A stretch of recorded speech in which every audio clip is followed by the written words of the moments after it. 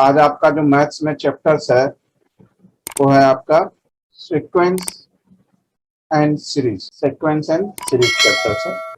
तो ये टॉपिक्स आपने बेसिकली 10th में पढ़ के आए हो, सीक्वेंस एंड सीरीज था। तो फर्स्ट क्वेश्चन एराइज होता है कि sir what is sequence, sequence क्या होता है।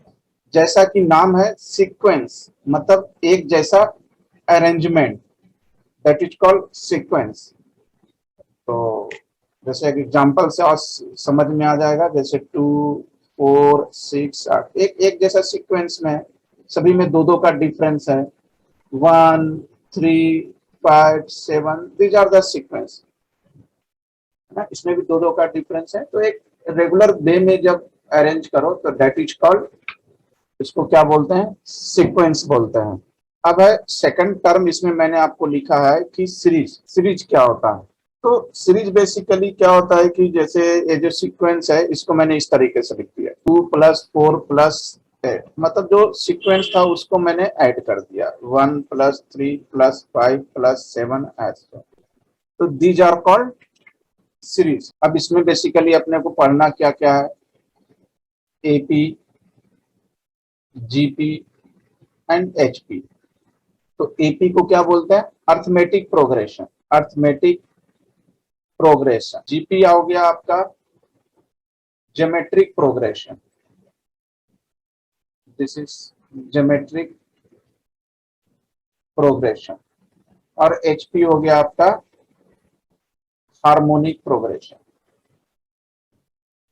तो 10th में आपने एपी जीपी थोड़ा बहुत पढ़ा होगा, इंट्रोडक्शन ही था, ज्यादा डिटेल्स में नहीं था। यहाँ अपन पूरा डिटेल्स में पढ़ेंगे एपी जीपी एंड एचपी। तो 1 बाय 1 अपन शुरू करते हैं, एपी स्टार्ट करते हैं। तो सबसे पहले एपी पे आते हैं। तो फर्स्ट ऑफ ऑल डिस्कस करते हैं एपी, अर्थमेटिक प्रोग्रेशन।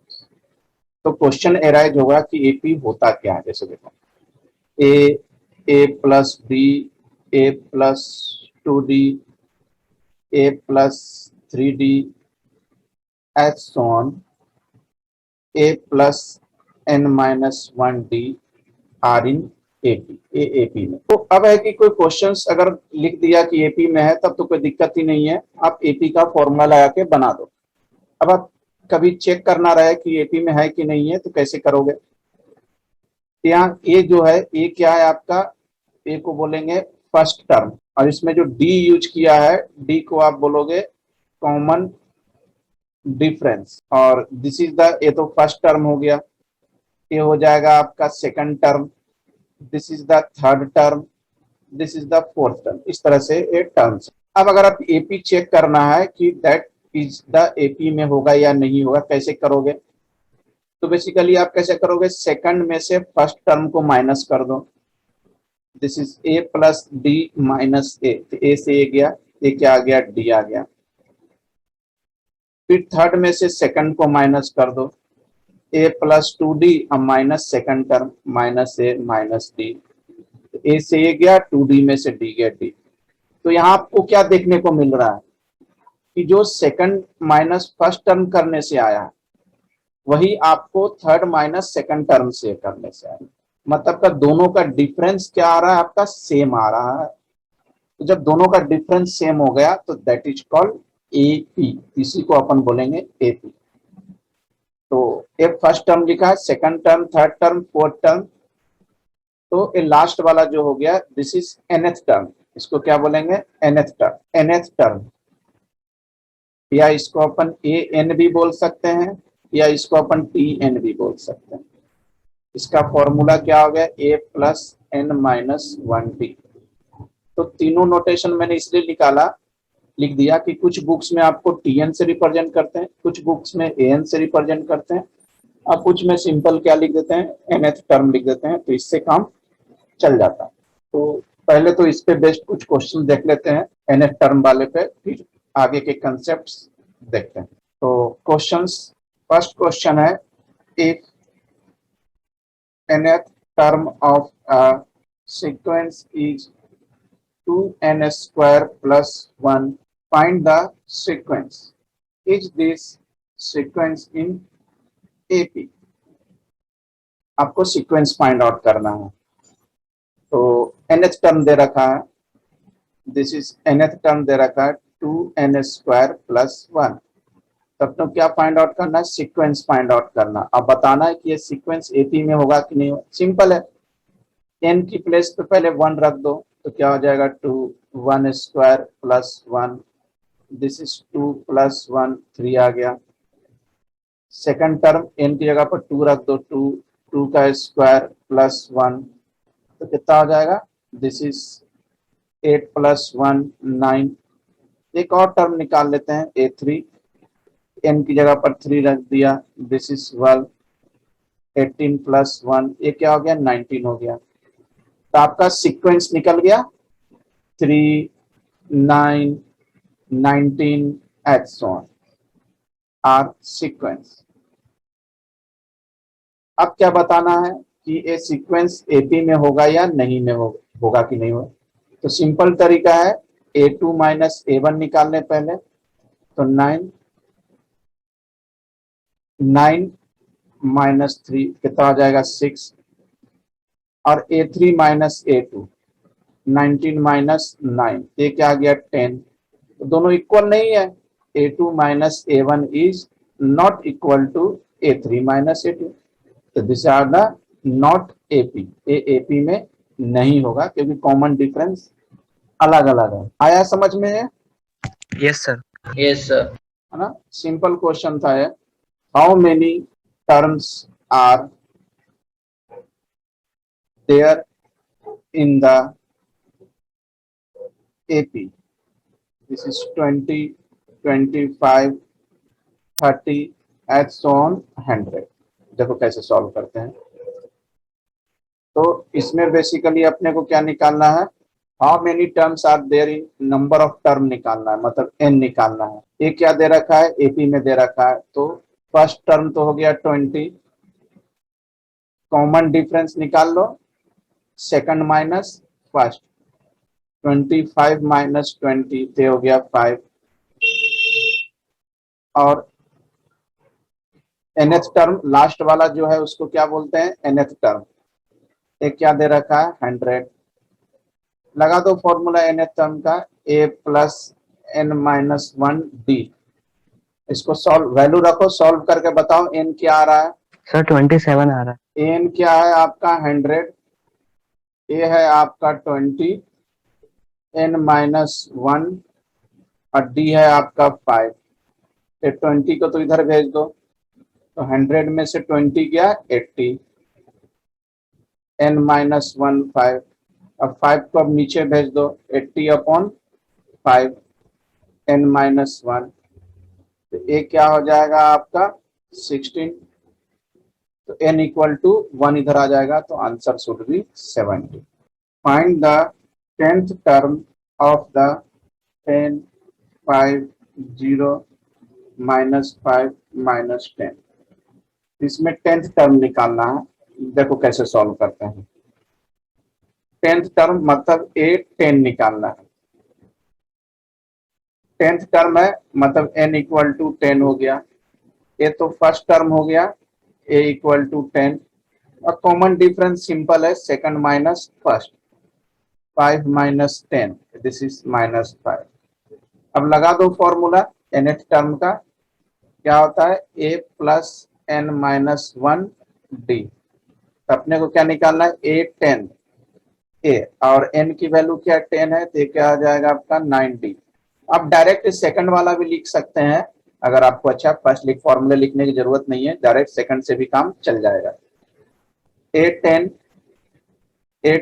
a कितना है आपका 10 प्लस 9, और d कितना है आपका minus 5, this is 10 minus 45, this is minus 35। This is the answer. Find the AP whose 7th and 13th terms are respectively 34 and 64। देखो कैसे सॉल्व करें। AP निकालना है, सेवंथ टर्म क्या है 34, मतलब A7 इज 34 और 13 टर्म क्या है 64, A13 हो गया आपका 64। तो आप लगा दो ये formula an equal to a plus n minus 1 d. तो A7 मतलब यहाँ n की जगह पर क्या रख देंगे 7 रख देंगे, तो 7 माइनस 6 मतलब a plus 6d equal to 34। This is first. यहाँ पर 13 है तो n की जगह पर 13 रखेंगे, 13 minus 1 12 a plus 12d equal to 60। अब ये दोनों इक्वेशन को सॉल्व कर लें जो आपने 10th में पढ़ा, either elimination, either substitution, either cross multiplication, जिससे भी सॉल्व करना है उससे आप सॉल्व कर लें। मैं क्या करता हूं बेसिकली दोनों को सब्ट्रैक्ट कर देता हूं, मतलब फर्स्ट माइनस सेकंड, तो माइनस माइनस माइनस ए कैंसिल आउट, 6d में से 12d गया माइनस 6d और 34 में से 64 गया तो कितना बचेगा आपका माइनस 30। तो d equal to minus 30 upon minus 6, this is 5। तो d तो आपका 5 आ गया। अब इस d की वैल्यू फर्स्ट में रख दें या सेकंड में रख दें, आपकी इच्छा, जिसमें रखना है उसमें रखते हैं। फर्स्ट में रख देते हैं a प्लस 6, d कितना है आपका 5 equal to 34, this is a plus 30 equal to 34। a equal to क्या आ जाएगा 34 माइनस 30, दिस इज a हो गया आपका 4।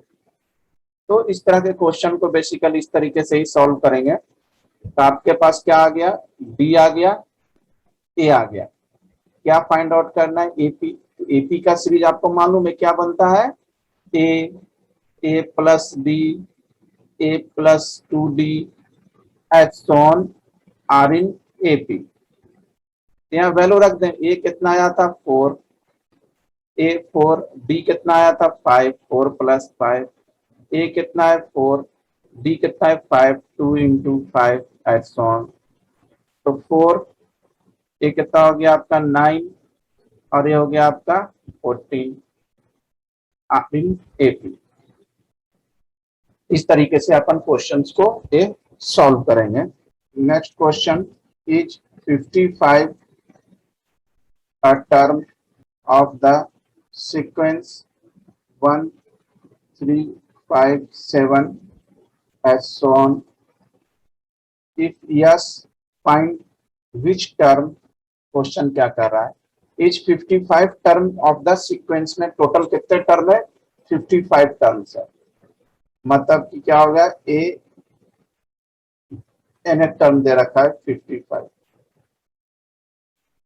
A1 हो गया आपका फर्स्ट टर्म, अब कॉमन डिफरेंस तो निकाल लोगे, second minus first 3 minus 1 2। If yes find which term it is, कह रहा है कि क्या इसमें 55 टर्म होगा, यदि होगा यस तो वह टर्म कौन सा होगा। देखो कैसे निकालते हैं, फॉर्मूला तो अपने को nth टर्म का ही निकालना लगाना है n माइनस 1 डी। तो nth तो हो गया 55, ये हो गया 1 प्लस n माइनस 1 और d हो गया 2, 1 को इधर भेज दो, दिस इज 54 n माइनस 1 को 2 से डिवाइड कर देते हैं upon 2 n minus 1, this is 27, 1 को इधर भेज दो तो n इक्वल टू 28। आंसर क्या हो जाएगा यस होगा, और वह टर्म कौन सा होगा 28वां टर्म होगा। आप बोलेंगे सर अगर नहीं होना हो तो कैसे होगा, तो उसमें n की जो वैल्यू जो अपन ने 28 लाया ना, n की वैल्यू आपका फ्रैक्शन में आ जाएगा या निगेटिव आ जाएगा, है ना। तो उस केस में आपका वो टर्म इसमें नहीं होगा। जैसे n का वैल्यू आ जाता आपका 2/3 7/5, इस तरह से फ्रैक्शंस में आ जाता, तो फ्रैक्शन का टर्म तो पॉसिबल ही नहीं है। तो उस केस में क्या लिखते हैं नो लिखते हैं कि 55 टर्म नहीं होगा। अब जब नहीं होगा तो टर्म भी अपन नहीं निकालेंगे।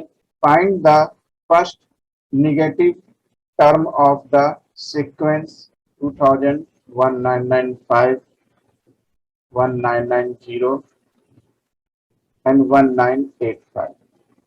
तो अपने को क्या निकालना है, find the first negative term. First negative term क्या होगा वो बेसिकली आपको फाइंड आउट करना है। तो सीक्वेंस में देख रहे हैं, ए तो हो गया आपका 2000, इसमें कर किसी को कोई दिक्कत नहीं आनी चाहिए। और कॉमन डिफरेंस मतलब दिस माइनस दिस, 1995 माइनस 2000, इससे कॉमन डिफरेंस आ गया आपका -5। ठीक है, ये हो गया। अपने को फर्स्ट निगेटिव टर्म निकालना है। फर्स्ट निगेटिव टर्म निकालना है मतलब पहले तो आपको n निकालना पड़ेगा। इस तरह के क्वेश्चन अगर एग्जाम में आए जाए फर्स्ट निगेटिव टर्म निकालने के लिए, इसमें आप क्या लगाओगे, nth term is less than 0। Negative बोल रहा है ना, तो ये कंडीशन आपको अप्लाई करना पड़ेगा, nth term is less than 0। अब फॉर्मूला लगा दो nth टर्म का, a plus n minus 1d is less than 0।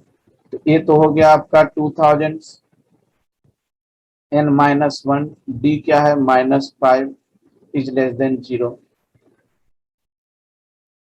अब इसको क्या कर देते हैं, 2000 ब्रैकेट ओपन कर दो, -5n और minus minus plus 5 is less than 0। ये हो जाएगा 2005 minus 5n is less than 0। अब 5n को इधर भेज दो, ऐसे भी तुम लोग को इनइक्वालिटी तो मैंने पढ़ाई दिया है, तो कोई दिक्कत होना ही नहीं चाहिए। 5n तो क्या आ जाएगा, n is greater than 2005 upon 5। n is greater than कितना आ गया, 401। तो n की वैल्यू आ गई ग्रेटर देन 401 आ गई। मतलब 401 के बाद जो टर्म होगा उसमें क्या आ जाएगा, निगेटिव आ जाएगा। मतलब आपको n क्या ले लेना है बेसिकली 402, क्योंकि n के बाद 402, 403, 404, 405 जो भी टर्म जो भी होगा उसमें सारे टर्म में क्या होगा, निगेटिव ही आएगा। इसलिए इसके जस्ट लार्जर वैल्यू ले लेते हैं, n इज 402। अब लगा देते हैं फॉर्मूला। तो फर्स्ट निगेटिव टर्म आ जाएगा आपको, a की वैल्यू है 2000 प्लस n हो जाएगा 402 माइनस 1 और d -5। बेसिकली ये फॉर्मूला लगा रहे हैं जो n टर्म का होता है। This is 2000 plus 401 into -5।